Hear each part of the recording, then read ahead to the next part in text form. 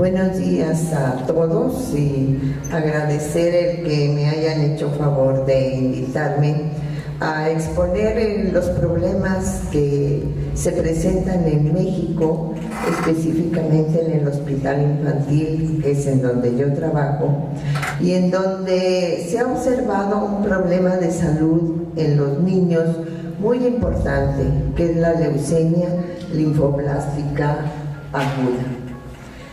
Y a lo que yo me dedico es buscar la manera de encontrar una solución a este problema, puesto que la quimioterapia que se les da a los chiquitos no funciona, primero porque puede ser refractaria esa leucemia, segundo porque no hay suficientes medicamentos que verdaderamente disminuyan este problema.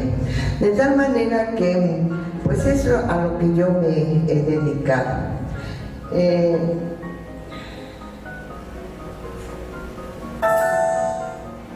Ay Dios.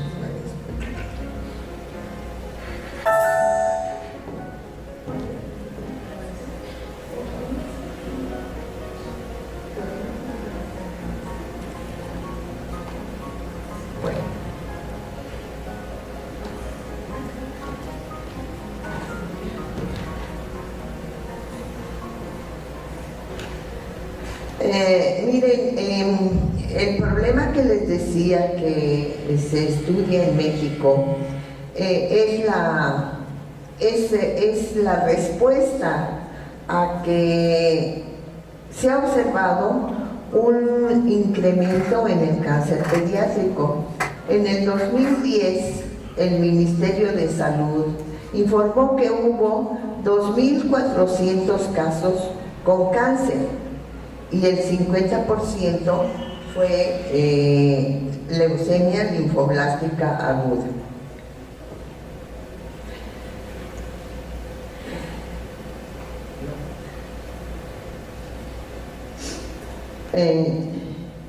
Ahora, ¿qué fue lo que pensamos con el que podríamos abordar este problema?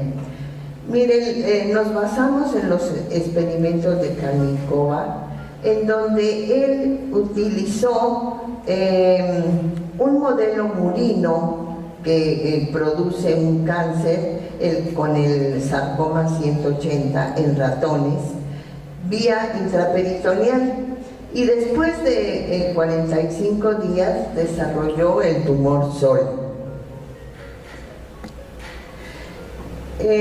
Posteriormente al desarrollo del tumor en el ratón, fue inoculado con cepas de Trypanosoma cruzi, es decir, son homogenados los que poníamos, y se observó que el tumor empezaba a reducir el tamaño, y fue entre 1.5 y 22 veces del tamaño que había alcanzado. La hipótesis es que la reducción del tumor era la consecuencia de combinación de antígenos de superficie celular de la célula neoplástica.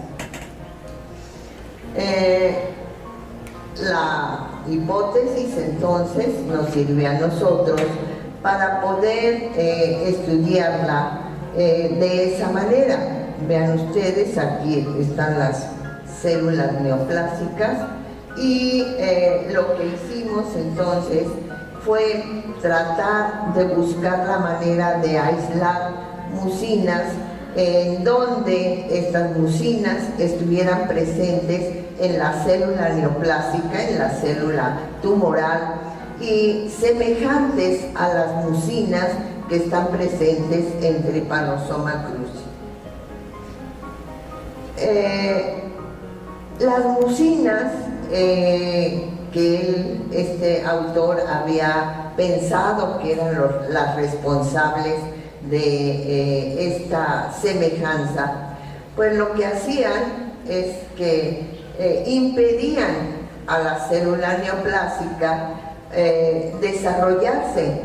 Estas células, las tienen una resistencia apoptótica, es decir, la apoptosis es la muerte programada de las células, pero ellos la tienen disminuida, de tal manera que por ello se desarrolla la metástasis.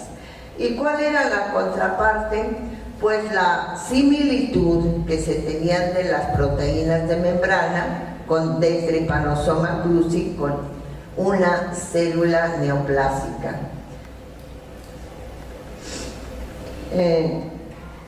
Miren, las mucinas en humanos son muy abundantes.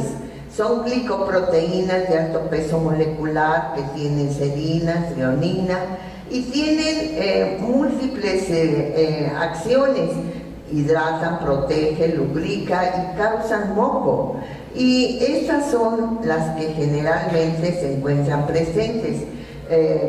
Si vemos nosotros la comparación con las mucinas de Trypanosoma cruzi, este que ven aquí es Trypanosoma cruzi,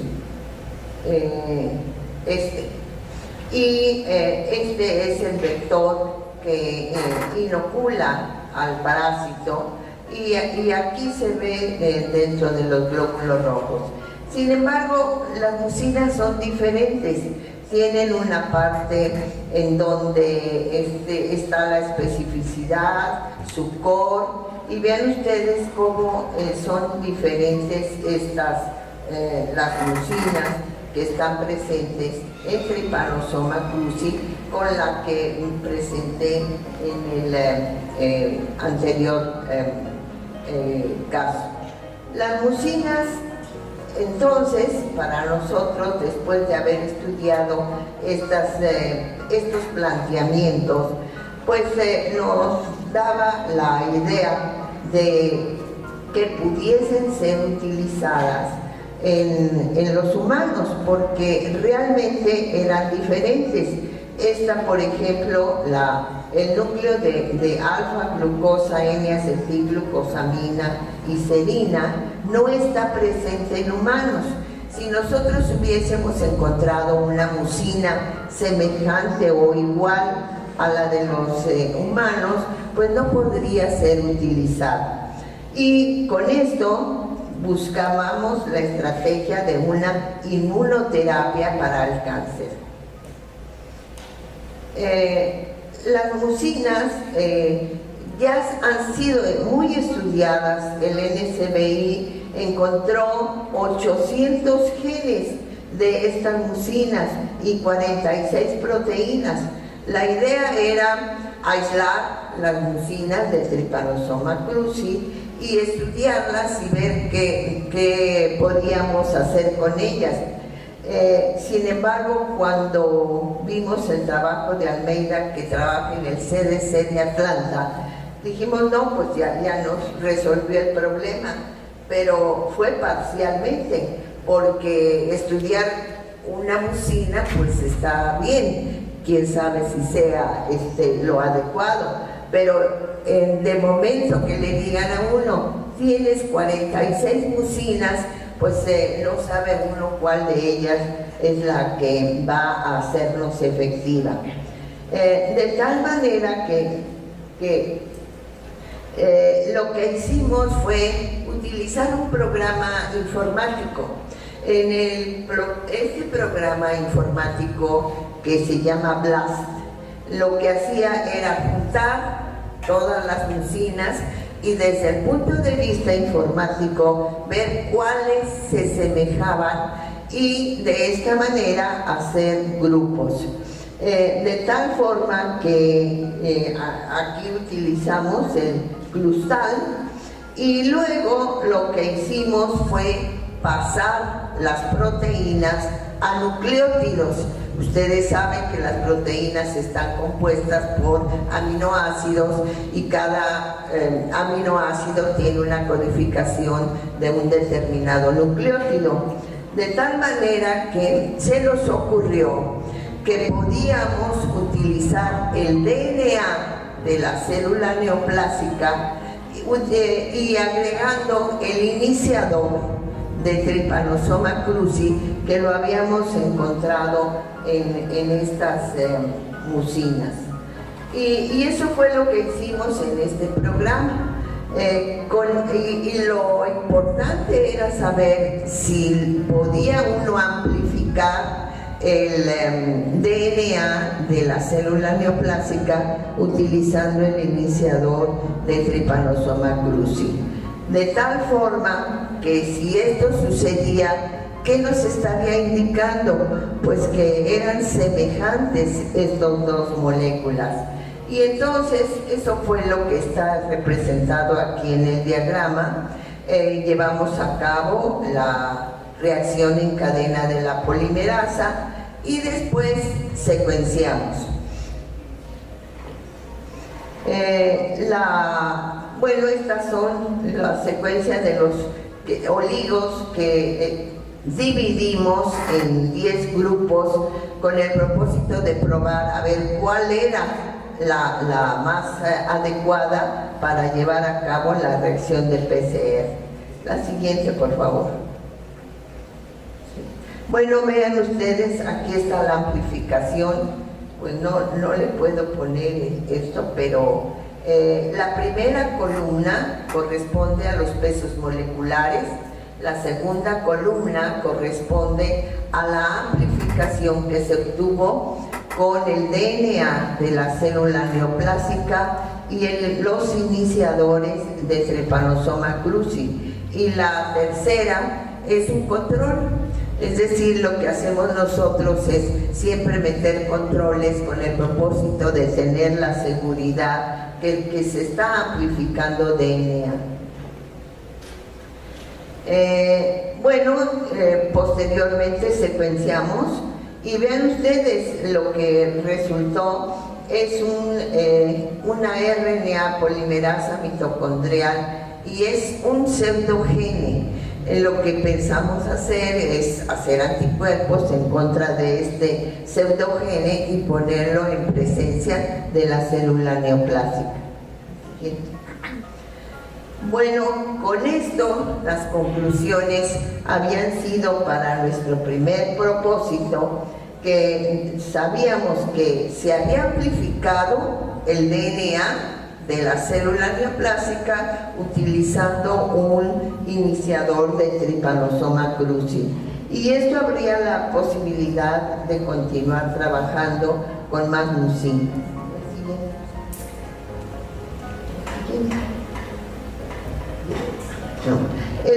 De tal forma que el segundo objetivo que teníamos era demostrar que finalmente el anticuerpo de Trypanosoma cruzi reaccionaba con una célula neoplásica, es decir, teníamos el estudio teórico, pero ya ponerlo en vivo era algo que finalmente nos iba a decir el comportamiento que tenía el anticuerpo anti-T cruzi con la célula neoplásica.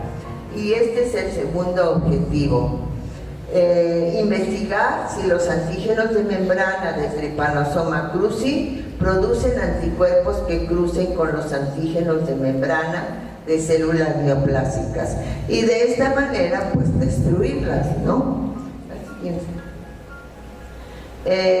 Utilizamos el método que generalmente se lleva a cabo para este propósito, utilizando un microscopio confocal que determina exactamente la unión entre un antígeno y un anticuerpo. Los resultados fueron que al observar con este microscopio veíamos que la inmunoglobulina de T cruzi se unía específicamente a las células neoplásicas de la leucemia linfoblástico aguda, mostrando actividad o reacción antígeno-anticuerpo en la membrana demostrada por este tipo de microscopio. La siguiente, por favor. Vean ustedes, estos son los resultados. Aquí está la célula neoplásica Y aquí vean ustedes, estos son los anticuerpos anti-T. cruzi, que se ve que reaccionan perfectamente. Así que, bueno, este es Trepanosoma cruzi para determinar la especificidad. La siguiente. Y este es un control, es decir, es suero de conejo en el que debiera de dar negativo. La siguiente. Bueno, nuestras conclusiones fueron, primero, haber demostrado la presencia de este tipo de proteínas que llamamos mucinas, y la final es que estas mucinas pueden unirse a los anticuerpos de Trypanosoma cruzi y que son semejantes a las proteínas que se encuentran en la célula neoplásica. Pues yo agradezco mucho la atención y quisiera nada más hacer una reflexión. Ahora que estábamos allá arriba y que me estaban entrevistando, la realidad de las cosas es de que había especialistas en toda la medicina y yo me puse a pensar, qué barbaridad. Debemos de tener la humildad de reconocer lo que nos falta por aprender de todas estas especialidades. Y pues no me queda más que felicitar a Lidia Elena. Muchas gracias. La doctora Jiménez Cardoso. Gracias, doctor. Vamos a entregarle un reconocimiento en nombre de la Asociación Mundial por la Excelencia de la Salud, la placa y un diploma. Muchas gracias por su participación. Y una vez más, la doctora Eredina Jiménez Cardoso.